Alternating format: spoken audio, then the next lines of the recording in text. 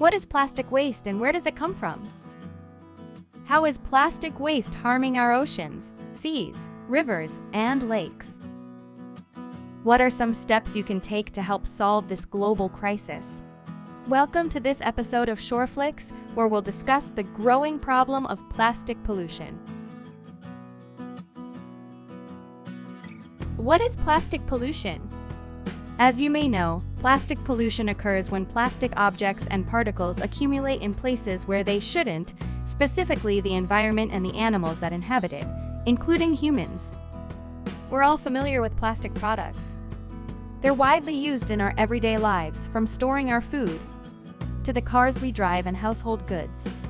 Even some clothes are made of plastic materials. When all this plastic ends up in the environment, it causes extensive damage on a global scale. As plastics break down into smaller and smaller pieces, called microplastics, it can end up inside the bodies of animals like fish and birds, and even humans.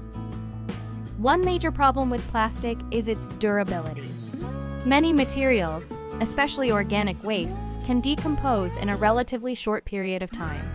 Some wastes, like most food waste, can be broken down through natural processes, or controlled processes like composting. The decomposition of these types of materials can be beneficial when they release stored nutrients that can be used to feed plants and crops. Plastics, on the other hand, can take hundreds of years to decompose. And even when they do, the plastic material is simply broken down into smaller and smaller pieces, namely the microplastics we mentioned earlier. These microplastics can wreak havoc on animals and people by disrupting natural biological processes. In some severe cases, animals may ingest so much plastic by mistaking it for food that they can actually die from malnutrition.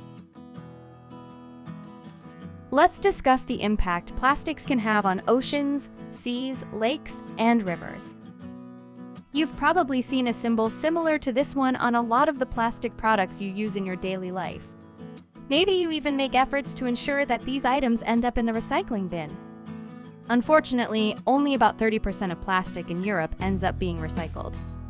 Most plastic will end up in a landfill where it will eventually break down into microplastics. These microplastics can be carried away by something called leachate, which is formed when water, usually from rain, washes away contaminants from places like landfills. As liners wear and degrade over time, microplastics can make their way into nearby bodies of water as they're carried by groundwater and storm runoff. Even though many plastic products end up in landfills, they can also make their way out into nature instead. Maybe you've seen plastic bottles or debris on the side of the road, or in streams and rivers. Sadly, these products are being found in our oceans, seas, lakes, and rivers, as we'll soon see. What are some ways you can help stem the flow of plastics into our precious water resources? One major consequence of plastic pollution on our oceans has been getting more attention in recent years. You may have heard of the Great Pacific Garbage Patch, located in the North Pacific Ocean between the U.S. states of California and Hawaii. This giant area of ocean is becoming increasingly littered with all sorts of plastic products, ranging in size from giant discarded fishing nets to tiny microplastics. And this isn't the only ocean with a plastic problem. There are 5 major oceanic gyres, or large circulating systems of water. They're located in the North and South Atlantic Ocean, the North and South Pacific Ocean, and the Indian Ocean. Major garbage patches have been found in each one of these ocean regions. Despite the massive size of the world's oceans, these stray plastics are causing serious problems for all manner of sea creatures.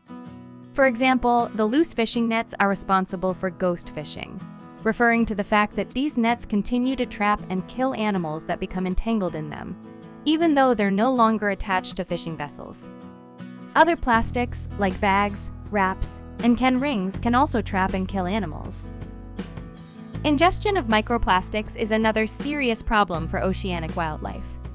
Animals towards the bottom of the food chain, like small fish, often mistake microplastics for prey and can consume them in significant quantities. These microplastics work their way up the food chain, ending up in larger and larger animals, including the ones that we eat. Oceans aren't the only place plastics can linger. Several lakes around the world are found to have increasing concentrations of plastics. For example, researchers in Switzerland have found that the plastic pollution in Lake Geneva is as severe as that of the world's oceans. The plastic in Lake Geneva can negatively affect the wildlife that inhabits the lake, just like it does with the animals of the ocean. Because the lake's waters flow downstream into the Mediterranean Sea, the plastic pollutants will eventually end up there as well. Hopefully, you can see how interconnected our waterways truly are, and that problems affecting one body of water can have consequences for others, even if they're several hundred kilometers apart. Solving the massive problem that plastics pose to our oceans, seas, lakes, and rivers will require action from governments, industry, and individuals. Here are some steps you can take to help solve this growing problem of plastic pollution. Avoid buying plastic products whenever you can. For example, invest in a reusable water bottle that can be refilled instead of buying plastic water bottles. Or, when it comes to food storage, as we discuss in our video on food waste, you can use glass storage containers instead of plastic ones. If we lower the demand for plastic products, then companies will be less incentivized to make them in the first place. Consider buying products that use alternative materials. Did you know that you can buy bamboo toothbrushes? They're safe, biodegradable, and can be just as effective as plastic toothbrushes. Several other products can be made from non-plastic materials too, like paper straws, fabric grocery bags, and products packaged in glass bottles, to name a few. Try to avoid products that use plastic excessively or unnecessarily. Some beauty products, for example, use plastic beads as exfoliants, which can easily end up in our waterways. Buying products in bulk can also help reduce the amount of plastic waste that is generated. Participate in cleanup events. If there aren't any in your area, consider organizing your own event with friends, family, and classmates. By getting out there and removing stray plastic and trash from the environment, you not only help prevent that garbage from making its way to oceans, seas, lakes, and rivers. You can also connect with other like-minded people who want to make a difference just like you. The last and most important thing you can do is to talk about the issue of plastic pollution. Discussing the issue can spread the word about the problems facing our oceans, seas, lakes, and rivers, which can lead not only to greater awareness, but it can also lead to further intervention. By bringing these issues to light with your friends and family, you can be an agent of change in your community and have an impact on this global issue. Remember, everything you do matters, and when we work together, we can make a meaningful difference.